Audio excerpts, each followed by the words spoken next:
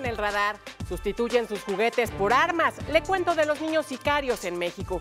La disponibilidad de armas aumenta la violencia, incluso en las escuelas. Además, en 2019 aumentaron 13% los feminicidios de niñas y adolescentes. Y le tengo una radiografía del mercado negro de armas en México. Póngase en contacto con nosotros a través de nuestro número de WhatsApp que aparece en su pantalla. Queremos saber de usted qué opina. Yo soy Tania Gómez y le voy a tener esto y más al regresar del corte.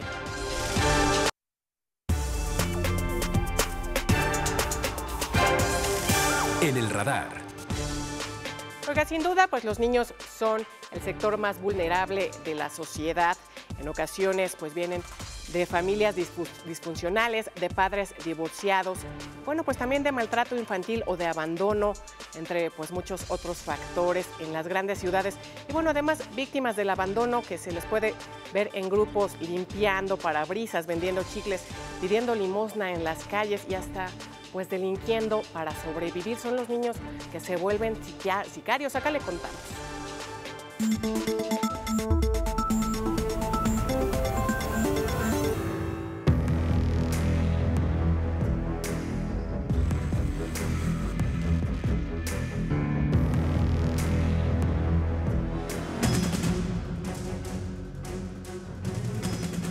En la pobreza, la marginación y la falta de oportunidades, los grupos delictivos ven una mina de oro. Reclutar niños es el primer paso para formarlos, entrenarlos y enseñarles el uso de armas para que, aún siendo niños, se conviertan primero en halcones, extorsionadores, asaltantes y tan solo unas semanas después en niños sicarios. Esto no es una exageración. El mejor ejemplo documentado es Juanito Pistolas, sicario del Cártel del Noroeste, parte del brazo armado de las tropas del infierno. A sus 16 años ya hasta tenía un narcorrap. En Tamaulipas sus acciones eran temidas por la misma autoridad. En 2015, con apenas 13 años de edad, cuando la policía lo detuvo por primera ocasión, a Juanito Pistolas ya se le contabilizaba un centenar de muertos. Pero ¿qué hay de fondo para que un niño se convierta en un homicida a sueldo? Hablar de niños sicarios es hablar de una de las problemáticas sociales más fuertes que yo tenga memoria, ¿no? Obviamente tenemos una historia de violencia muy fuerte en México, pero el tema de los niños sicarios nos está simbrando. ¿Por qué? Porque está tocando fibras muy personales de nuestra identidad nacional. Es decir, estamos hablando de que los niños, en lugar de comenzar a jugar o continuar jugando, están sustituyendo sus juguetes por armas. Entonces es algo que nos está diciendo cosas muy terribles de cómo estamos como país. 2006, año en que inició la llamada guerra contra el narcotráfico y la violencia, pudo haber marcado el nacimiento de una nueva generación en nuestro país. Vea usted por qué. Un niño sicario no nace como niño sicario, esa es una aberración. No traemos en los genes ni en la carga fisiológica y biológica la violencia. La violencia se aprende. Ahorita los niños sicarios en promedio oscilan entre 13 y 16 años. Si hacemos un ejercicio retrospectivo encontramos que esos niños nacieron en el 2006, justamente en el periodo en que la violencia comienza a crecer. Entonces estos niños son producto de circunstancias sociales, producto de la pobreza, producto de la marginación y producto de muchos problemas sociales que tenemos ahí guardados. En agosto de 2019, un enfrentamiento entre personal del Grupo de Operaciones Especiales de Tamaulipas e integrantes de la Tropa del Infierno dejó como saldo 11 integrantes del grupo delictivo muertos. Entre ellos, se encontró el cuerpo de Juanito Pistolas. No tenía apellidos. Fue reclutado por el crimen organizado a los 10 años de edad. En su corta vida se llevó consigo la vida de 100 personas. Uno de los casos más recientes en la Ciudad de México ocurrió el pasado mes de noviembre. 2 niños sicarios de 13 y 16 años de edad privaron de la vida a un hombre que salía de una taquería en la Colonia del Valle, en la alcaldía Benito Juárez. El móvil, según las investigaciones de la policía, fue porque la persona asesinada tenía deudas con un grupo delictivo de los que se conocen como Gota a Gota. La rápida intervención de la policía permitió la captura de los niños sicarios que confesaron que habían recibido un pago de 5,000 pesos para hacer el trabajo. Este es un testimonio de un niño sicario. El equipo de Mega Noticias TVC trabajó por 2 semanas para lograr esta entrevista. Cumplimos con todo lo que ellos nos pidieron para no desvanecer la posibilidad de salir seguros de ese lugar. Y vea usted por qué. Me dijiste hace unos instantes que mencionaste un cártel. ¿Podemos saber el nombre de ese cártel? Nah, pues no seas Ahí sí ya te metes en pedos, ¿lo que es? Bien. Niños sicarios. las personas que ahorita pasaron por mí ahí al metro, pues la verdad es que, y aquí están contigo, pues me trataron, estoy nervioso, o sea, porque no es sencillo hacer esto, pero finalmente estoy contigo aquí y ellos me han comentado que pues tú trabajas para alguien pesado, para alguien que mueve toda la delincuencia en este punto de la Ciudad de México. Nunca vas a ser un hombre, pero todos nos queremos ganar un bar aunque sea, aunque no sepas nada, pero pues a donde tope y a la lo que es. ¿Eres niño sicario? Te voy a decir que sí ni que no, pero pues ya 2, 3 cristianos le han pasado lo que es. En la segunda entrega de Niños Sicarios le presentaremos la manera y hasta donde nos fue permitido de cómo se conduce un integrante de un grupo delictivo que fue reclutado hace algún tiempo y cómo para ellos la vida no vale casi nada. En la edición Armando García, Antonio Jiménez Ugalde, Mega Noticias TVC. Oiga, y en este contexto, la disponibilidad de armas ha ocasionado un aumento de la violencia en el país. Y miren, las escuelas no han sido ajenas a ello. En los últimos años se han registrado al menos 4 masacres en las aulas del país.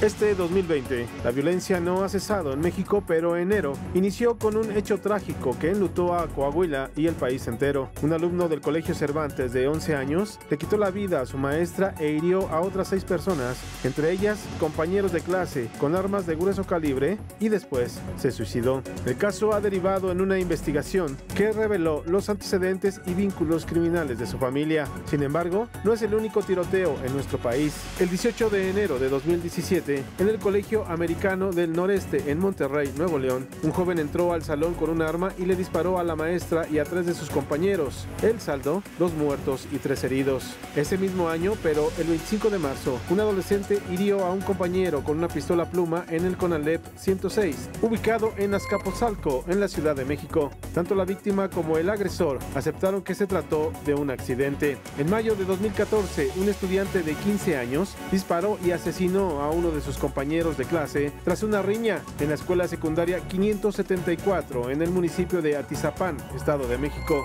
Y en junio de 2007, el ataque no fue perpetrado por un alumno, pero un padre de familia ingresó a un colegio privado ubicado en la alcaldía Álvaro Obregón de la Ciudad de México, se dirigió a la dirección y mató a la dueña del plantel. Mega Noticias, TVC, Eduardo Guzmán.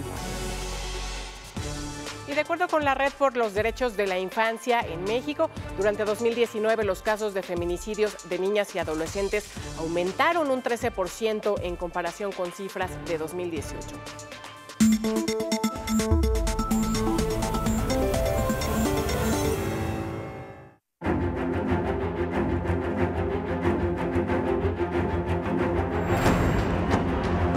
El feminicidio se incorporó al Código Penal Federal en el 2012. Desde entonces el problema ha mostrado una tendencia al alza, al menos eso refieren los cientos de casos que son difundidos cada año. Pero cuando se habla de feminicidio se piensa en mujeres adultas o incluso en las víctimas colaterales de las mujeres asesinadas, como los hijos. Pero una parte de las cifras implica a niñas o adolescentes que fueron víctimas de este delito. De acuerdo con la Red por los Derechos de la Infancia en México, durante el 2019 los casos de niñas y adolescentes han aumentado un 13% en comparación con el 2018. Para darte una idea, 2018 teníamos 7 feminicidios adolescentes por mes. 2019 subimos a 8 feminicidios por mes. Un incremento del 13%. El Secretariado Ejecutivo del Sistema Nacional de Seguridad Pública refiere que los feminicidios crecieron 137.5% en los últimos 5 años. En el último lustro suman ya 3.621 feminicidios. Durante el 2019 este delito representó un 0.5% de toda la incidencia delictiva del país, es decir, 1.006 presuntas víctimas durante el año pasado, un problema que no distingue edades. Por la ley no restringe la edad de la víctima si concurren estas circunstancias. Un feminicidio puede ser cuando un familiar, un tío o un abuelo mata a su nieta o a su sobrina, ¿no? En condiciones de violencia de género, en este tipo de circunstancias. Las autoridades refieren que 3 estados de la República concentran el 35% de los casos de feminicidio en el país, que son Veracruz, Estado de México y la Ciudad de México. Esto no significa que otras entidades no tengan problemas graves, como Tlaxcala y Guanajuato, donde la violencia hacia niñas y jóvenes está directamente relacionada con organizaciones criminales. Esto de acuerdo con el Observatorio Nacional Ciudadano del Feminicidio. En donde las niñas y adolescentes son víctimas de estas estructuras, particularmente para efectos de explotación con fines de explotación sexual. Y vemos un patrón que tiene que ver también con la desaparición previa de las niñas y adolescentes para después ser ellas víctimas de feminicidio.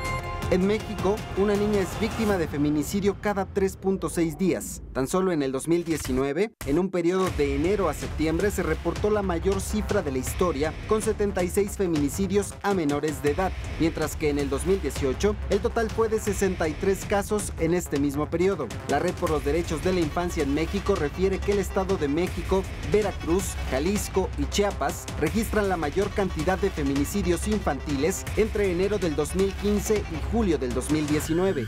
Porque el Estado de entrada siempre se va a resistir a que haya números tan elevados de mujeres asesinadas en estas condiciones, porque obviamente eso les va a impactar en la imagen pública a los políticos.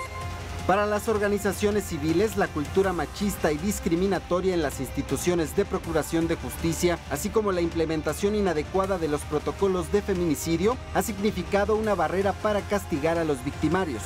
Siguen viendo el mecanismo como un mecanismo estigmatizante de los gobiernos en lugar de un mecanismo de oportunidad de transformación y de cambio de política pública.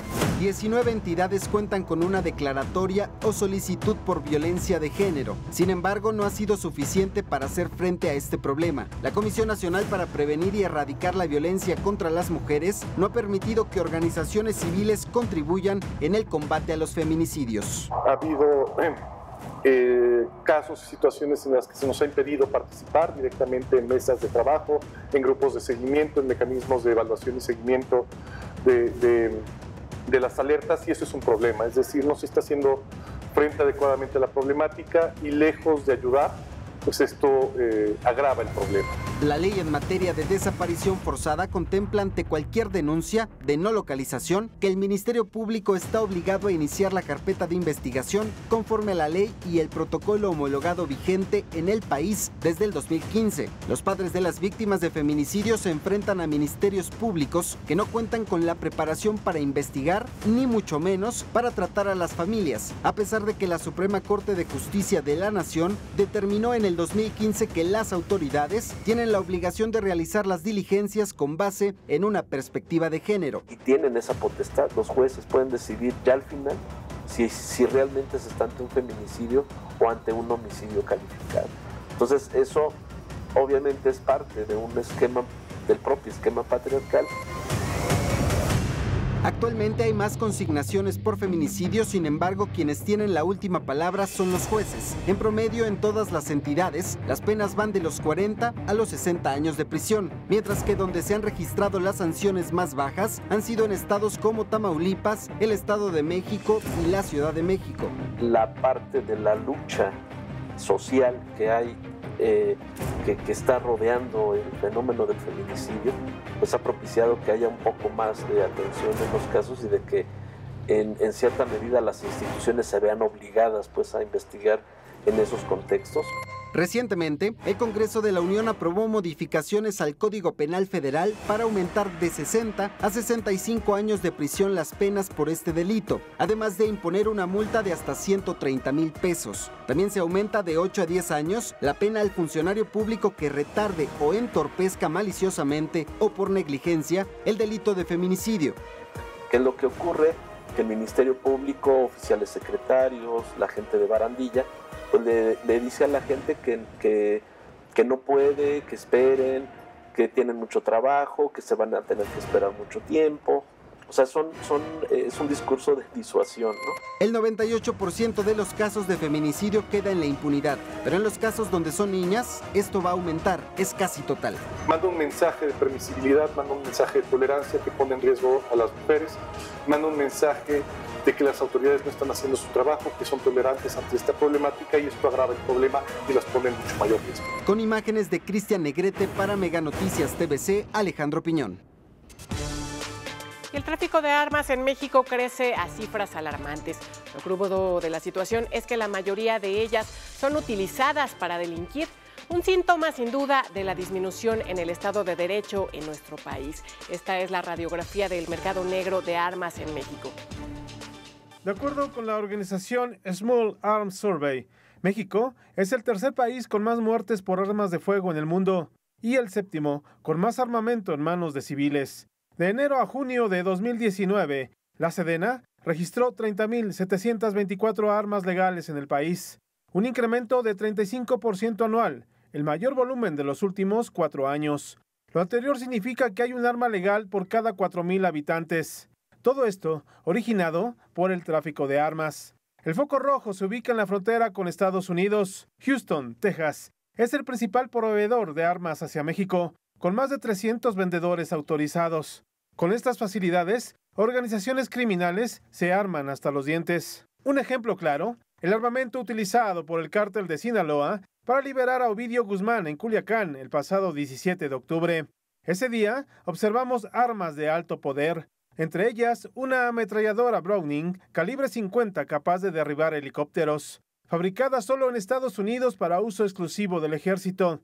El juguetito cuesta al menos $500,000. Pero, ¿cómo llegan a México armas tan letales? Según la Cancillería, cada año 213,000 armas cruzan la frontera, la mayoría empleadas en actos delictivos. Asimismo, en el último año, el tráfico de rifles de asalto de Estados Unidos a México aumentó 122%. La revista británica The Economist documentó que de 2000 a 2018, 300,000 armas de fabricación norteamericana fueron recuperadas en escenas del crimen en México. De ese nivel es el tráfico de armamento. De acuerdo con un estudio de la Universidad de Londres, el mercado negro de armas deja ganancias de $100 millones. Hablamos de 3.6 millones de armas legales en circulación en México. Cada una cuesta aproximadamente $450. Su precio sube cuando entran ilegalmente al país, principalmente en los cruces fronterizos de San Diego y Tijuana, El Paso, Ciudad Juárez, McAllen, Reynosa y Brownsville, Matamoros. Armas largas como AR-15 y AK-47, conocido como cuernos de chivo, se pueden comprar en las 8,000 armerías que hay en Arizona, California, Nuevo México y Texas. Cerca de 20,000 son recuperadas cada año en estados fronterizos de México. La mayoría llegan a grupos delictivos en Sonora, Tamaulipas, Jalisco, Sinaloa, Guerrero y Veracruz. En la Ciudad de México, el barrio de Tepito es el principal proveedor, desde pistolas de bajo calibre hasta rifles de asalto, con precios que rondan los 4,000 hasta 35,000 pesos por pieza, dependiendo modelo y calibre. Además de si son nuevas o ya fueron usadas en otros delitos. No se discrimina a nadie, surten desde particulares hasta células criminales. Las armas llegan de Estados Unidos, España, Colombia y Pakistán principalmente, pero también existe un mercado ilegal que revende armamento decomisado en operativos. Hay pistolas y rifles de alto poder que los mismos policías pierden. Incluso, presuntamente, fueron robadas de las armerías. El año pasado, la masacre de 3 familias al norte de Sonora conmocionó al país. Viajaban niños. Eso no importó a los sicarios que les vaciaron sus rifles. El presidente de Estados Unidos, Donald Trump, ofreció ayuda de su gobierno para esclarecer tan aberrante crimen. La respuesta contundente llegó de una de las víctimas, Alex Levarón.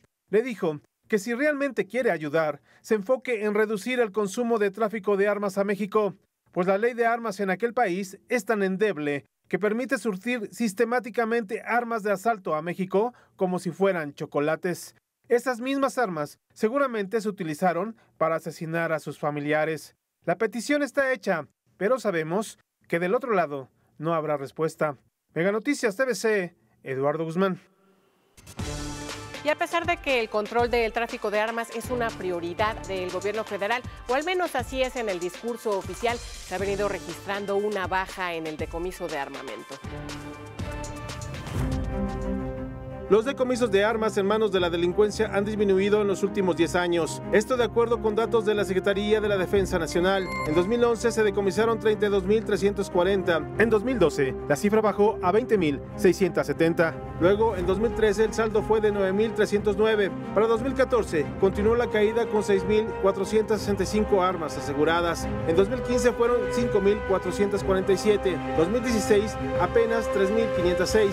Solo en 2017 hubo una pequeña recuperación con 5.082 decomisos, mientras que del 1 de diciembre de 2018 al 5 de agosto de 2019, policías federales habían decomisado 1.294 armas de fuego, 807 cortas y 487 de grueso calibre, así como 3.353 cargadores, 156.610 cartuchos, 41 granadas y 2 bazucas. Y aquí en Ciudad de México, a mediados de enero, se registró el mayor decomiso de armas de los últimos años. Entre lo asegurado había armas capaces de derribar un helicóptero.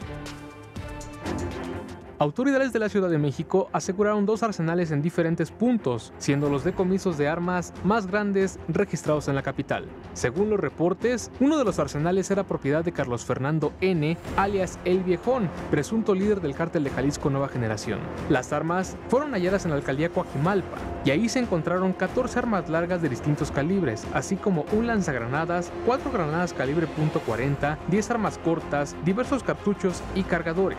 Dicho arsenal fue puesto a disposición de las autoridades capitalinas.